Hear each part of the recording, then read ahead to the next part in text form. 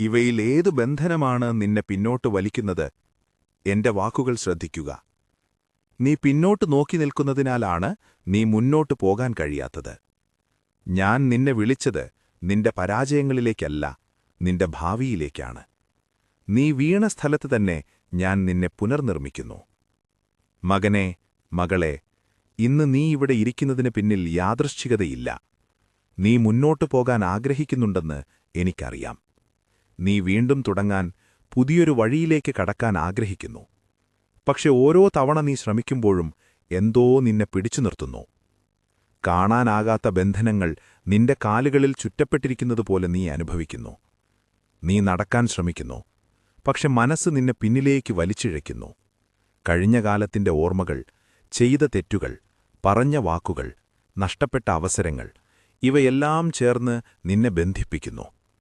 ഇന്ന് ഞാൻ നിന്നോട് പറയുന്നു, നീ സൃഷ്ടിക്കപ്പെട്ടത് ബന്ധനത്തിൽ ജീവിക്കാനല്ല, സ്വാതന്ത്ര്യത്തിൽ നടക്കാനാണ്. ഞാൻ പറഞ്ഞിട്ടുണ്ട്, സത്യം നിങ്ങളെ സ്വതന്ത്രരാക്കും. യോഹന്നാൻ 8:32.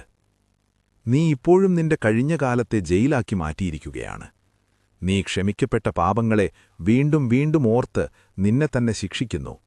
പക്ഷെ കേൾക്കൂ, എന്റെ വചനം പറയുന്നു, ക്രിസ്തു യേശുവിലുള്ളവർക്ക് ഇനി ശിക്ഷയില്ല. റോമർ 8:1. നീ കഴിഞ്ഞത് മാറ്റാൻ കഴിയില്ല, പക്ഷെ അതിൽ നിന്ന് പുറപ്പെടാൻ കഴിയും. ഞാൻ നിന്നോട് പറയുന്നു, പഴയവയെ ഓർക്കേണ്ട, മുൻകാലത്തെ പരിഗണിക്കേണ്ട. യെശയ്യാഹു 43:18. നീ പിന്നോട്ട് നോക്കി നിൽക്കുന്നതിനാലാണ് നീ മുന്നോട്ടു പോകാൻ കഴിയാത്തത്. ഞാൻ നിന്നെ വിളിച്ചത് നിന്റെ പരാജയങ്ങളിലേക്കല്ല, നിന്റെ ഭാവിയിലേക്കാണ്. നീ വീണ സ്ഥലത്ത് തന്നെ ഞാൻ നിന്നെ പുനർനിർമ്മിക്കുന്നു.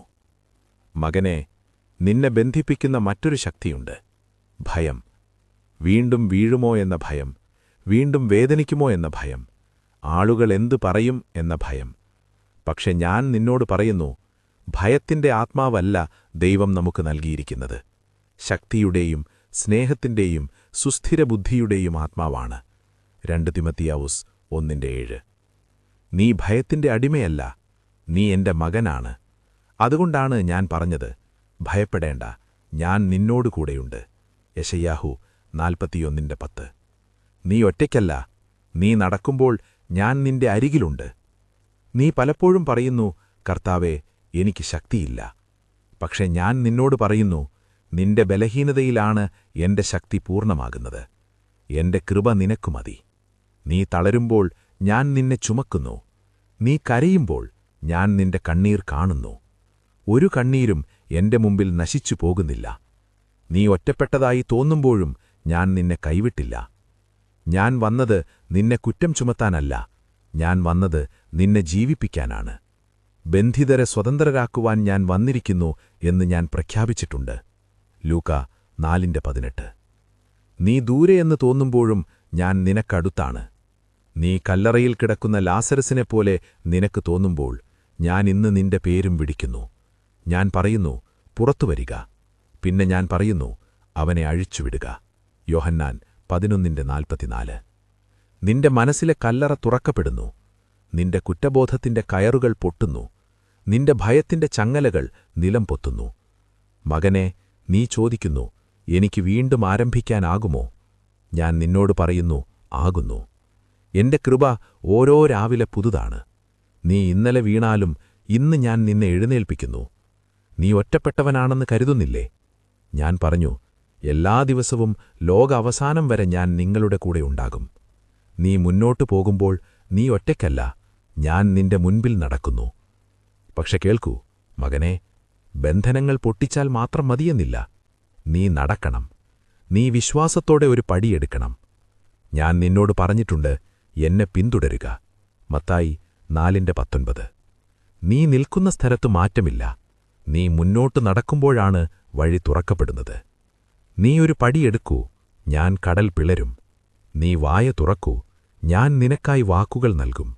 നീ കൈ നീട്ടൂ, ഞാൻ നിന്നെ പിടിക്കും. ഇന്ന് ഞാൻ നിന്നെ ഒരു തീരുമാനത്തിലേക്ക് വിളിക്കുന്നു. പഴയ ബന്ധനങ്ങളോടൊപ്പം തുടരണമോ അതോ സ്വാതന്ത്ര്യത്തിലേക്ക് നടക്കണമോ?